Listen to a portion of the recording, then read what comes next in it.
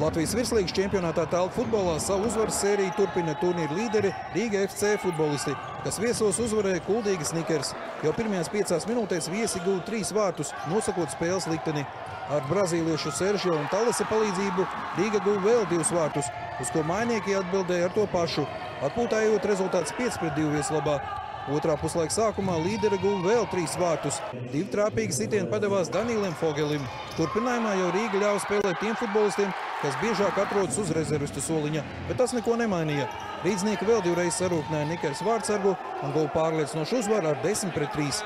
Man liekas, šodien sākumā visu atrisinājāt 5 minūtēs 3 vārti. 3-0 praktiski viss bija skaidrs.